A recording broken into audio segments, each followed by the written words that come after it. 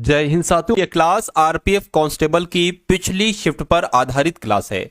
इस क्लास में मैं आपको वो संभावित सवाल कराऊंगा जो अब अगली शिफ्ट में साथियों आपसे पूछे जा सकते हैं। तो आपका पेपर अभी बाकी है, अभी नहीं हुआ है और आपने इस क्लास में एंट्री कर दी है, तो मैं कहूंगा जीके के इन 200 सवालों को रट कर जाइएगा। पेपर आपका साथियों पास हो जाएगा। जो जीके का सेक्शन है उसमें आपको कोई दिक्कत, कोई परेशानी महसूस नहीं होगी।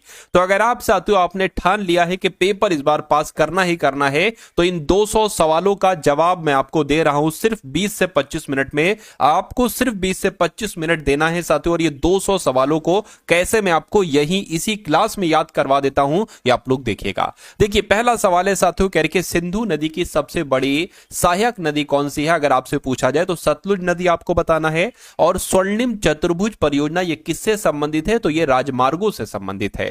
कह रहे कि एक्टिनोमीटर नामक यंत्र से क्या मापा जाता है? तो सौर विकिरण की तीव्रता को चेक किया जाता है साथियों एक्टिनोमीटर से, यह भी आपको मालूम होना चाहिए। उसके बाद देखिए साथियों, अगला सवाल कह रहे कि चंद्रमा की सतह और उसकी आंतरिक स्थिति का अध्ययन करने वाले विज्ञान को क्या कहा जाता है? तो सेलेनोलॉजी कहा जाता है। सेलेनोलॉजी कहा जाता है चंद्रमा की सतह और उसकी आंतरिक स्थिति का अध्ययन करने वाले विज्ञान को।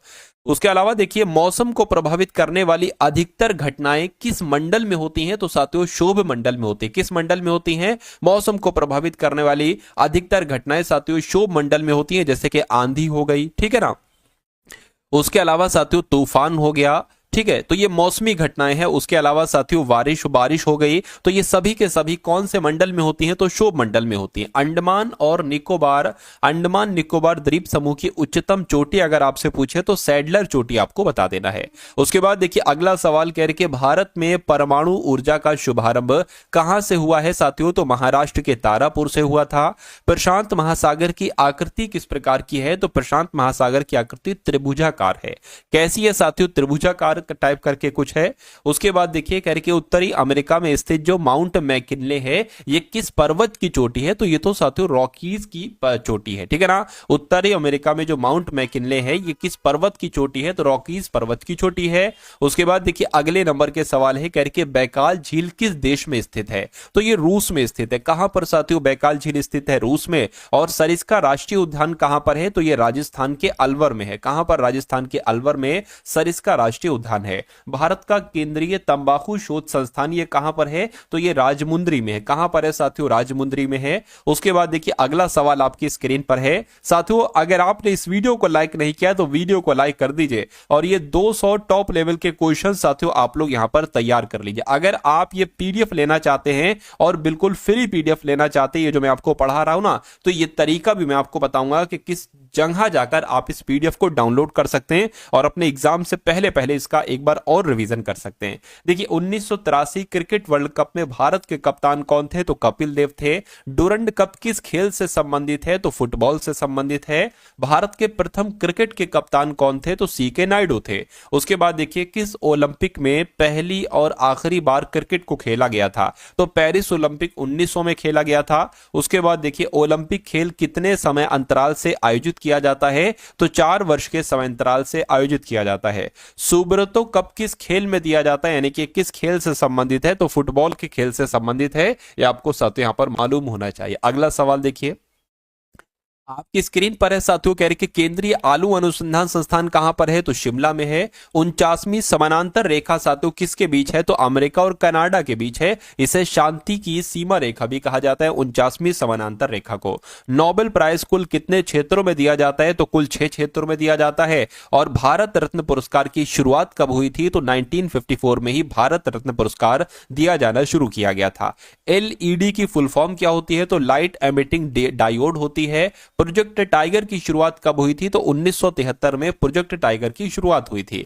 उसके बाद देखिए अगला सवाल कह रहे कि 1913 में नोबेल प्राइज किस भारतीय को मिला था? तो रविन्द्रनाथ टैगोर को साथियों 1913 में मिला था नोबेल पुरस्कार। नेक्स्ट नंबर के सवाल आपकी स्क्रीन पर देखिए और बताइए सही जवाब क्या होगा। चलिए साथियों यहां पर मैं आपको बता देना चाहता हूं कि अगर आपका पेपर आरपीएफ कांस्टेबल का अभी बाकी है और आप इस पेपर को साथियों पास करना चाहते हैं, आपकी तैयारी थोड़ी कम है किसी वजह से या समय की दिक्कत से, आपकी तैयारी नहीं हो पाई है। तो अगर आपकी तैयारी कम है साथियों, तो आप इन 3 पीडीएफ को देखकर जाइएगा, पेपर आपका क्रैक हो जाएगा। पहली पीडीएफ आपको साथियों दी जा रही है, देखिए जैसा पेपर आपसे पूछा जा रहा है ना, वैसे आपको 10 पेपर्स दिए जा रहे हैं सॉल्यूशन के साथ। इसमें जीके के 50 क्वेश्चन, रीजनिंग के 35 क्वेश्चन, मैथ के 35 क्वेश्चन पहले पेपर में, ऐसे ही दूसरा पेपर, तीसरा पेपर, ऐसे 10 पेपर है। तो इनको एक बार सरसरी निगाहों से देखकर जरूर जाइए, क्योंकि यहां से पेपर आपका फंसेगा। उसके अलावा आरपीएफ कांस्टेबल के प्रीवियस ईयर क्वेश्चन आपके लिए साथियों तैयार कर दिए, उनका सॉल्यूशन के साथ, हर एक क्वेश्चन के जस्ट नीचे उसका सॉल्यूशन है। उसके अलावा साथियों 10 सवाल पूरे पूछे जा रहे हैं 50 सवालों में से करंट अफेयर के। तो साथियों एक तीसरी पीडीएफ जो आपको दी जाएगी, इसमें सभी इंपॉर्टेंट करंट अफेयर के सवाल हैं। मेरा मानना है कि अगर आप इस पीडीएफ को पढ़ लेंगे तो कुछ नहीं 7 से 8 प्रश्न आपका यहां से आ जाना चाहिए। तो ये 3 पीडीएफ साथियों आपकी परीक्षा पर भारी पड़ेंगी। ये तीनों पीडीएफ आपको सिर्फ और सिर्फ 45 रुपीज में दी जा रही है। इसका लिंक आपको साथियों डिस्क्रिप्शन में दे रखा है, वहां से जाकर आप इस पीडीएफ को ले सकते हैं, या उसके अलावा आप हमारी एप्लीकेशन से, टारगेट सिलेक्शन ऐप है, प्ले स्टोर पर मिल जाएगा, जिसका लिंक आपको डिस्क्रिप्शन में भी दे रखा है, वहां से ऐप से भी जाकर ले सकते हैं। और डिस्क्रिप्शन में लिंक है आरपीएफ कांस्टेबल पीडीएफ का, उस लिंक पर आप क्लिक करेंगे तो आप हमारे व्हाट्सएप पर आ जाएंगे। वहां पर आपको एक क्यूआर कोड दिया जाएगा, उस क्यूआर कोड पर 45 का पेमेंट करेंगे तो ये तीनों पीडीएफ आपको वहीं व्हाट्सएप पर ही भेज दी जाएंगी। ठीक है ना। तो इस पीडीएफ को साथियों अगर आपके एग्जाम में कुछ घंटे बाकी हो तो इस पीडीएफ को जरूर लेकर एक बार देख कर जाइएगा, आपको बहुत फायदा मिलेगा आपके एग्जाम में सिर्फ 45 रुपीज में। देखिए अंतर्राष्ट्रीय योग दिवस कब मनाया जाता है, तो 21 जून को मनाया जाता है। एशियाई विकास बैंक यानी कि एशियन डेवलपमेंट बैंक का मुख्यालय कहां पर स्थित है, तो फिलीपींस के मनीला में स्थित है। पंचायती राज दिवस कब मनाया जाता है, तो 24 अप्रैल को मनाया जाता है। राष्ट्रीय विज्ञान दिवस कब मनाया जाता है, तो 28 फरवरी को राष्ट्रीय विज्ञान दिवस मनाया जाता है। उसके बाद देखिए ओपेक का मुख्यालय कहां पर है, तो ऑस्ट्रिया के वियना में ही साथियों ओपेक का मुख्यालय है। अंतर्राष्ट्रीय न्यायालय का मुख्यालय कहां पर है, तो नीदरलैंड के द हेग में अंतर्राष्ट्रीय न्यायालय का मुख्यालय है। श्वेत क्रांति का जनक कौन है, तो वर्गीज कुरियन साथियों श्वेत क्रांति के जनक हैं। नेक्स्ट नंबर का सवाल देखिए करके, दूर संचार से संबंधित एडीएसएल की फुल फॉर्म क्या है, तो एडीएसएल की फुल फॉर्म क्या है साथियों, आप लोग ध्यान रखेंगे, ऐसे मेट्रिक डिजिटल सब्सक्राइबर लाइन, ये इसकी फुल फॉर्म हो जाएगी। उसके बाद देखिए दुलहस्ती हाइडल पावर प्रोजेक्ट ये किस नदी पर है, तो ये चिनाब नदी पर है। किस नदी पर है साथियों, चिनाब नदी पर है। हॉर्न ऑफ अफ्रीका के अंतर्गत आने वाले देश कौन कौन से हैं, तो हॉर्न ऑफ अफ्रीका के अंतर्गत सोमालिया देश आता है, इथियोपिया देश आता है, जिबूती देश आता है और इरिट्रिया देश आता है। रडार के आविष्कारक की अगर बात करें तो रडार के आविष्कारक कौन है साथियों, रॉबर्ट वॉटसन ही रडार के आविष्कारक हैं। अच्छा पीएसएलवी की फुल फॉर्म अगर आपसे पूछी जाए तो पोलर सैटेलाइट लॉन्च व्हीकल, आपको बता देना पीएसएलवी की फुल फॉर्म हो जाएगी। भारत में मेट्रो पुरुष किसे कहा जाता है, तो श्रीधरन को ही भारत में मेट्रो पुरुष के नाम से जाना जाता है। सरदार वल्लभ भाई पटेल हवाई अड्डा ये कहां पर स्थित है, तो गुजरात के अहमदाबाद में ही सरदार वल्लभ भाई पटेल हवाई अड्डा स्थित है। साथियों ये सभी के सभी सवाल और उसके जवाब आपके मनोमस्तिष्क में कहीं ना कहीं स्टोर होते जा रहे हैं। बस आपको इस क्लास को बहुत धैर्य के साथ देखना है और बहुत ध्यान पूर्वक देखना है। अगर आप ये 2 काम कर लेते हैं तो मैं कहूंगा ये 200 सवाल आपके मनोमस्तिष्क में स्टोर हो जाएंगे बड़े ही आराम से। और जब आपको साथियों एग्जाम में ये सवाल देखने को मिलेंगे तो कोई दिक्कत कोई परेशानी आपको होगी नहीं, बहुत आराम से सभी सवालों के जवाब आप लगाते जाओगे। चलिए तो कोलंबिया का पठार ये कहां पर है, तो ये संयुक्त राज्य अमेरिका में है कोलंबिया का पठार। आर्थिक नियोजन किस सूची का विषय है, तो समवर्ती सूची का विषय है। भारत में गरीबी हटाओ का नारा ये किस पंचवर्षीय योजना के अंतर्गत दिया गया था, तो 5वीं पंचवर्षीय योजना के अंतर्गत दिया गया था। बुल और बियर ये साथियों स्टॉक एक्सचेंज से संबंधित ये 2 शब्द है। बुल और बियर किससे संबंधित है, तो स्टॉक एक्सचेंज से संबंधित है, आपको ध्यान रखना है। अगला सवाल देखिए, यानी कि भारत में वित्त आयोग के गठन का प्रावधान कौन से अनुच्छेद के तहत है, तो अनुच्छेद 280 के तहत है। योजना आयोग के प्रथम अध्यक्ष कौन थे, तो पंडित जवाहरलाल नेहरू थे। अगला देखिए, हरित क्रांति शब्द का प्रयोग सबसे पहले किसने किया था, तो विलियम गॉड ने ही हरित क्रांति शब्द का प्रयोग किया था। माही नदी घाटी योजना से किस राज्य को लाभ मिलता है, तो गुजरात राज्य को लाभ मिलता है माही नदी घाटी योजना से। सतलज नदी पर निर्मित किस बांध के पास से राजस्थान नहर निकाली गई है, तो साथियों हरिके बांध आपका राइट आंसर होगा, यानी कि सतलज नदी पर निर्मित जो हरिके बांध है, इस हरिके बांध के पास से राजस्थान नहर निकाली गई। चंद्रयान 2 किस रॉकेट से लॉन्च किया गया था, अगर आपसे पूछे तो जीएसएलवी मार्क 3 M1 रॉकेट से लॉन्च किया गया था चंद्रयान 2।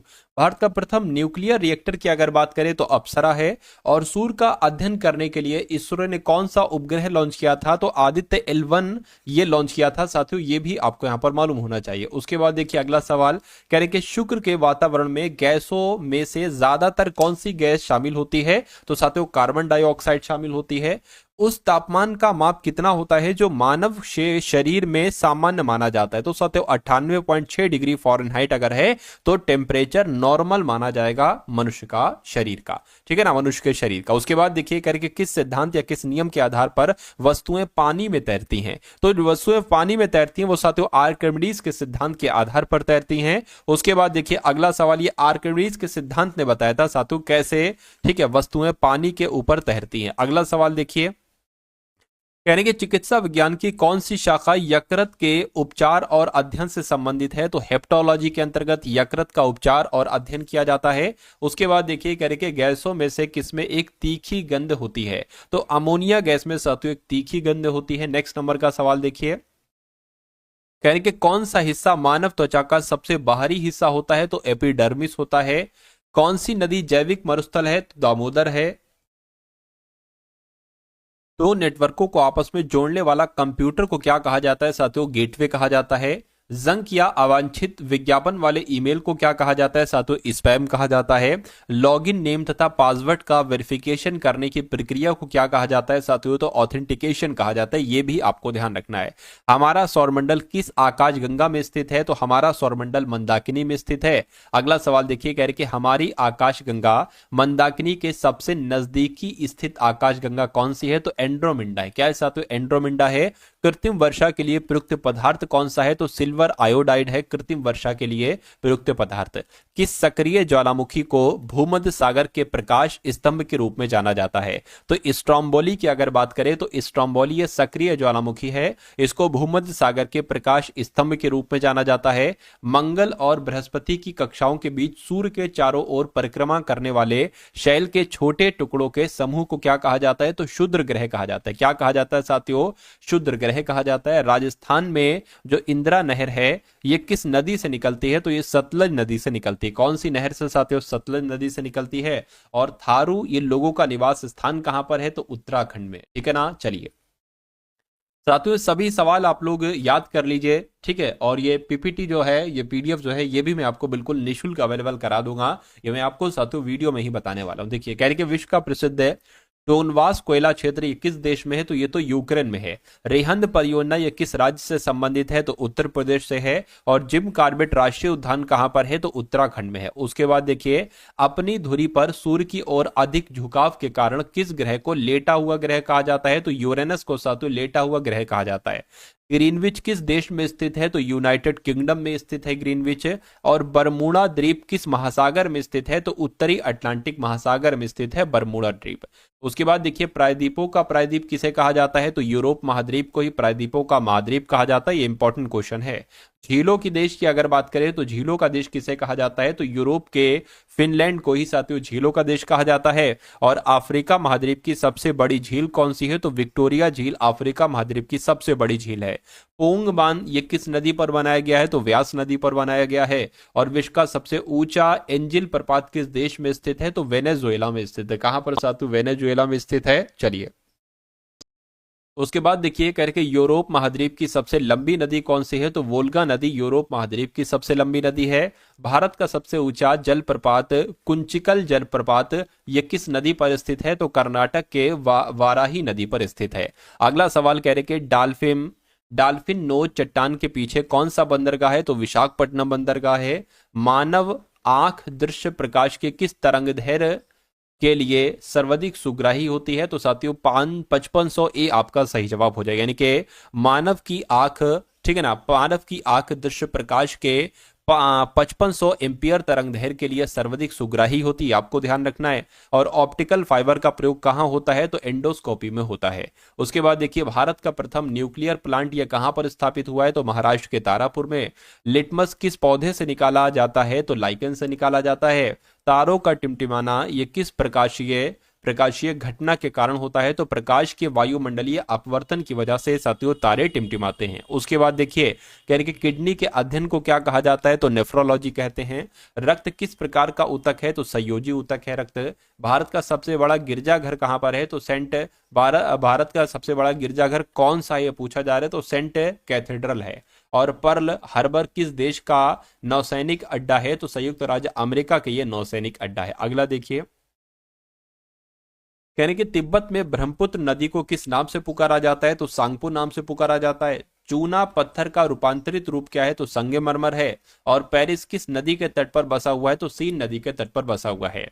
उसके बाद देखिए साथियों अगला सवाल है, दक्षिण अमेरिका का कहवा निर्यात करने वाला प्रमुख पत्तन कौन सा है? तो साथियों सेंटोस पत्तन है। इंपॉर्टेंट क्वेश्चन है। अफ्रीका के कालाहारी मरुस्थल में कौन सा पक्षी मिलता है? तो शुतुरमुर्ग मिलता है। और किस ग्रह के चारों ओर स्पष्ट वलय हैं? अगर आपसे पूछा जाए तो शनि ग्रह के चारों ओर स्पष्ट वलय हैं। ये भी आपको साथियों याद रखना होगा। उसके बाद देख लीजिए अगले नंबर के सवाल हैं करके अंगुली नुमा झीलों के लिए कौन सा देश प्रसिद्ध है? तो संयुक्त राज्य अमेरिका प्रसिद्ध है। सू नहर किन झीलों को जोड़ती है? तो सुपिरियर झील और ह्यूरिन झील को जोड़ती है सू नहर।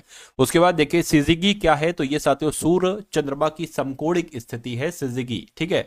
जापान का सबसे छोटा द्वीप कौन सा है? तो शिकोकू जापान का सबसे छोटा द्वीप है। उसके बाद देखिए अगला सवाल, यहां पर अगर बात करें कहा जा रहा है कि विश्व में पेट्रोलियम का सबसे बड़ा उत्पादक देश कौन सा है? तो अमेरिका है। रात्रि के समय आकाश में दिखने वाला सबसे चमकीला तारा कौन सा है? तो साइरस कह लो या डॉग स्टार कह लो। बेसॉल्ट शेल में किस तत्व की मात्रा अधिकतम होती है? तो सिलिकॉन की मात्रा अधिकतम होती है।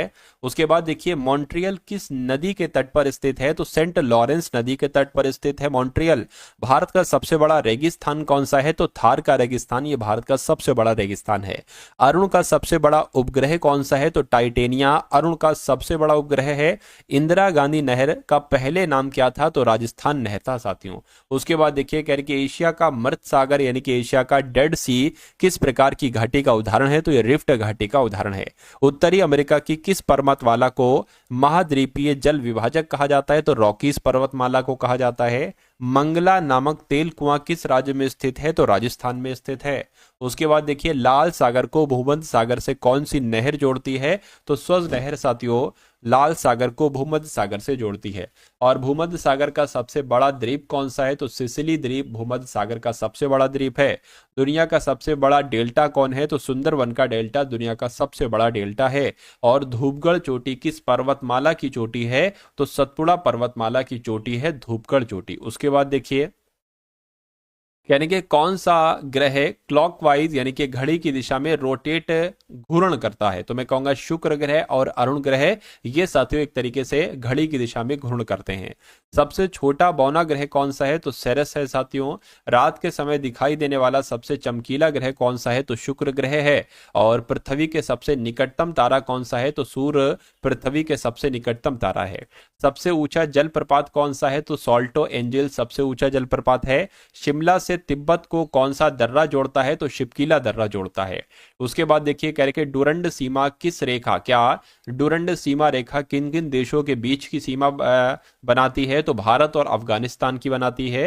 यानी कि डुरंड रेखा ये किन देशों के बीच की सीमा है? तो भारत और अफगानिस्तान के बीच की सीमा रेखा डुरंड रेखा है। चलिए भाई उसके बाद देखिए कह रहे कि जलोढ़ मिट्टी कि पुरानी मिट्टी को क्या कहा जाता है? बांगर कहा जाता है। क्या बांगर कहा जाता है? सबसे बड़ी रेखा कौन सी है? तो भूमध्य रेखा ही सबसे बड़ी रेखा है। और विश्व की सबसे गहरी झील की अगर बात करें तो बैकाल झील विश्व की सबसे गहरी झील है। उस सागर का नाम क्या है जिसकी सीमा 3 महाद्वीपों को छूती है? तो भूमध्य सागर उसको कहते हैं। पृथ्वी सूर्य के बीच कौन से ग्रह स्थित हैं? तो बुध और शुक्र ये पृथ्वी और सूर्य के बीच स्थित हैं। उसके बाद देखिए कह रहे कि ओंग जनजाति जो विलुप्त होती जा रही है भारत के किस क्षेत्र में निवास करती है? तो ये अंडमान द्वीप में। कहां पर है साथियों? ये अंडमान द्वीप में है। ये भी आपको मालूम होना चाहिए। उसके बाद देखिए यानी कि सूर्य की हानिकारक पराबैंगनी किरणों से हमारी रक्षा कौन सा मंडल करता है? तो ओजोन मंडल करता है। और वायुमंडल में सर्वाधिक मात्रा में विद्यमान अक्रिय गैस कौन सी है? तो ऑर्गन गैस है साथियों 0.93% के साथ। गोवा में कौन सा वन्यजीव अभ्यारण्य है? तो भगवान महावीर अभ्यारण्य। ये कहां पर स्थित है? गोवा में है। और किस जानवर को बचाने के लिए जिम कॉर्बेट राष्ट्रीय पार्क की स्थापना की गई थी? तो बंगाल टाइगर को बचाने के लिए साथियों। ठीक है ना? ठीक है। किस जानवर को बचाने के लिए जिम कॉर्बेट राष्ट्रीय पार्क की स्थापना की गई थी? तो बंगाल टाइगर को बचाने के लिए जिम कॉर्बेट राष्ट्रीय पार्क की स्थापना की गई थी। 2011 की जनगणना के अनुसार जनसंख्या के मामले में कौन सा राज्य तीसरे स्थान पर है? तो बिहार है। उसके बाद देखिए कह रहे कि एकमात्र कौन सा अधिकारी किसी भी सदन की कार्यवाही में भाग ले सकता है? तो भारत के अटॉर्नी जनरल ले सकते हैं, यानी कि महान्यायवादी ले सकते हैं किसी भी सदन की कार्यवाही में भाग। यानी कि अपनी पद अवधि समाप्त होने से पहले उपराष्ट्रपति को उसके पद से हटाने का अधिकार किसको प्राप्त है? तो संसद ये काम कर सकती है। भारत का मुख्य निर्वाचन आयुक्त अपना पद धारण करता है तो 6 वर्ष के लिए, बिल्कुल, या 65 वर्ष की आयु में से जो भी, या तो 65 वर्ष के पहले हो जाए या 6 वर्ष कार्यकाल पूरा हो जाए। तो भारत के मुख्य निर्वाचन आयुक्त अपना पद, साथियों, क्या वो रिटायर हो जाते हैं कुल मिला के। 65 वर्ष हो जाए, 6 वर्ष का कार्यकाल पूरा हो जाए। उसके बाद देखिए करके संविधान में मूल कर्तव्यों का उल्लेख है, ठीक है ना, है कितने साथियों? मौलिक कर्तव्य हैं, तो 11 मौलिक कर्तव्य हैं। संपत्ति का अधिकार अब किस प्रकार का अधिकार है? तो ये लीगल राइट है, यानी कि ये एक विधिक अधिकार है। अगला देखिए, यानी कि भारत का प्रधानमंत्री नियुक्त होने के लिए कम से कम कितनी आयु होनी चाहिए? तो 25 वर्ष आयु होनी चाहिए। कि संविधान संशोधन द्वारा लोकसभा के कार्यकाल को 5 वर्ष से बढ़ाकर 6 वर्ष किया गया था। तो 42वें संविधान संशोधन के द्वारा ही लोकसभा के कार्यकाल को 5 वर्ष से घटाकर 6 वर्ष किया गया था। संविधान में नवीं अनुसूची को किस वर्ष जोड़ा गया था? तो 1951 में जोड़ा गया था। और राष्ट्रपति और उपराष्ट्रपति के चुनाव संबंधी विवाद को कौन हल करता है? तो यह अनुच्छेद 71 में लिखा है कि सुप्रीम कोर्ट राष्ट्रपति या उपराष्ट्रपति के चुनाव संबंधी विवादों का निपटारा करता है। किस संविधान संशोधन द्वारा अनुच्छेद 326 में संशोधन करके मतदान की आयु 21 वर्ष के स्थान पर 18 वर्ष कर दी गई? तो 61वां संविधान संशोधन जो हुआ था 1989 में, इसके तहत साथियों मतदान की आयु 21 वर्ष से घटाकर 18 वर्ष कर दी गई थी। संघ लोक सेवा आयोग के अध्यक्ष तथा अन्य सदस्यों का कार्यकाल पदभार ग्रहण करने की तिथि से कितना होता है? तो साथियों 6 वर्ष तक होता है। 65 वर्ष की आयु पूरी हो जाए या 6 वर्ष का कार्यकाल पूरा हो जाए। उसके बाद देखिए भारत के किस राज्य में समान नागरिक संहिता है? तो मैं कहूंगा गोवा में समान नागरिक संहिता है। भारत में राष्ट्रीय स्वशासन दिवस कब मनाया जाता है? तो साथियों 25 दिसंबर को मनाया जाता है। उसके बाद देखिए अगला सवाल कह रहे कि भारतीय संविधान के अनुच्छेद 214 में से किस अधिनियम का उल्लेख किया गया है? तो शिक्षा के अधिकार का उल्लेख किया गया है। भारतीय संविधान के मौलिक कर्तव्य किस देश के संविधान से लिए गए हैं? तो सोवियत संघ यूएसएसआर से लिए गए हैं। नेक्स्ट नंबर का सवाल आपकी स्क्रीन पर है, कह रहे कि किस कांग्रेस अधिवेशन की अध्यक्षता महात्मा गांधी जी के द्वारा की गई थी? तो बेलगांव अधिवेशन जो हुआ था 1924 में, इसकी अध्यक्षता किसके द्वारा की गई थी? महात्मा गांधी जी के द्वारा ही तो की गई थी। कह रहे कि किस संविधान संशोधन द्वारा नीति निदेशक तत्वों को मूल अधिकारों पर वरीयता प्रदान की गई थी? तो 42वें संविधान संशोधन 1976 के द्वारा नीति निदेशक तत्वों को मूल अधिकारों पर वरीयता प्रदान की गई थी। लोकसभा के प्रथम अध्यक्ष कौन थे? तो वो गणेश वासुदेव मावलंकर ही। भारत के किस प्रधानमंत्री की आयु सबसे अधिक थी? तो मोरारजी देसाई प्रधानमंत्री की आयु सबसे अधिक थी जब ये प्रधानमंत्री के पद पर आए थे। मौलिक कर्तव्य किस अनुच्छेद में है? तो अनुच्छेद 51 में है। उसके बाद देखिए कह रहे कि रिट या प्रलेख किस अनुच्छेद के तहत वर्णित है? तो अनुच्छेद 32 के तहत वर्णित है रिट या प्रलेख। राष्ट्रपति को शपथ कौन दिलाता है? तो सर्वोच्च न्यायालय के जो मुख्य न्यायाधीश होते हैं यही राष्ट्रपति को शपथ दिलाते हैं। वित्तीय आपात किस अनुच्छेद में वर्णित है? तो अनुच्छेद 360 में वर्णित है वित्तीय आपातकाल। प्रथम लोकपाल विधेयक कब प्रस्तुत किया गया था? तो 1968 में प्रस्तुत किया गया था। और संसद के 2 सत्रों के बीच अधिकतम अंतराल कितना हो सकता है? तो 6 महीने का अंतराल हो सकता है। 2015 में किस संविधान संशोधन के तहत भारत व बांग्लादेश के बीच जमीन की अदला बदली हुई थी? तो जो 100वां संविधान संशोधन अधिनियम था 2015 में, इस संविधान संशोधन के तहत भारत व बांग्लादेश के बीच जमीन की अदला बदली हुई थी। उसके बाद देखिए संपत्ति का अधिकार किस संविधान संशोधन के तहत हटाया गया था? तो 44वां संविधान संशोधन के तहत हटाया गया था 1978 द्वारा। सीएजी का कार्यकाल कितने वर्ष का होता है? तो 6 वर्ष या 65 वर्ष की आयु तक। राज्यों में आपातकाल किसके द्वारा लगाया जाता है? तो राष्ट्रपति के द्वारा लगाया जाता है, ये आपको ध्यान रखना है। अगला देखिए, यानी कि केंद्रीय मंत्रिमंडल किस अनुच्छेद के तहत राष्ट्रपति को सलाह देते हैं? तो अनुच्छेद 74 के तहत साथियों ये सलाह देते हैं। सर्वाधिक बाजरा उत्पादन करने वाला राज्य कौन सा है? तो राजस्थान है। सर्वाधिक चांदी का उत्पादन करने वाला राज्य कौन सा है? तो राजस्थान है। और उसके बाद देखिए हल्दिया तेल शोधक कारखाना किस राज्य में है? तो यह पश्चिम बंगाल में हल्दिया तेल शोधक कारखाना। भारत में सर्वप्रथम चीनी मिल कहां पर स्थापित की गई है? तो बंगाल में सातों स्थापित की गई है। भारत में सर्वप्रथम चीनी मिल कहां पर स्थापित की गई है? तो भारत में सर्वप्रथम चीनी मिल कहां पर स्थापित की गई? बंगाल में। भारत में सर्वप्रथम चीनी मिल कहां स्थापित की गई थी? प्रतापगढ़ में। नीलगिरी की पहाड़ियों में किन किन पहाड़ी श्रेणी का मिलन होता है? तो पश्चिमी घाट का पूर्वी घाट पर्वत श्रेणियों का मिलन होता है। बुक्सा बाग परियोजना भारत के किस राज्य में स्थित है? तो ये तो पश्चिम बंगाल में स्थित है। और विश्व वन्यजीव कोष का प्रतीक क्या है? तो पांडा जो है ना वो इसका प्रतीक है, आपको ध्यान रखना। उसके बाद देखिए कह रहे हैं कि हवाई द्वीप समूह किस महासागर में स्थित है? तो ये प्रशांत महासागर में स्थित है। सूर्य के बाद पृथ्वी के सबसे निकटतम तारा साथियों कौन सा है? तो प्रॉक्सिमा सेंचुरी है। ठीक है ना, सूर्य के बाद पृथ्वी के सबसे निकटतम तारा प्रॉक्सिमा सेंचुरी है। और ग्रीनविच से गुजरने वाली देशांतर रेखा को क्या कहा जाता है? तो प्रधान मध्याह्न रेखा यानी कि प्राइम मेरिडियन लाइन कहा जाता है। उसके बाद देखिए कह रहे कि स्वेज नहर के उत्तरी प्रवेश द्वार पर कौन सा बंदरगाह है? तो पोर्ट सईद बंदरगाह है। उसके बाद देखिए विश्व में लौह इस्पात का सर्वाधिक उत्पादन करने वाला केंद्र कौन सा है? तो अमेरिका का पिट्सबर्ग है। और माइक्रोफोन किस ऊर्जा में रूपांतरित करता है? तो ध्वनि ऊर्जा को विद्युत ऊर्जा में ही माइक्रोफोन रूपांतरित करता है। उसके बाद देखिए प्रतिरोध की इकाई क्या है? तो ओम जो है ना, ओम ये प्रतिरोध की इकाई है। और एसी को डीसी में कौन परिवर्तित करता है? तो रेक्टिफायर एसी को डीसी में परिवर्तित करता है।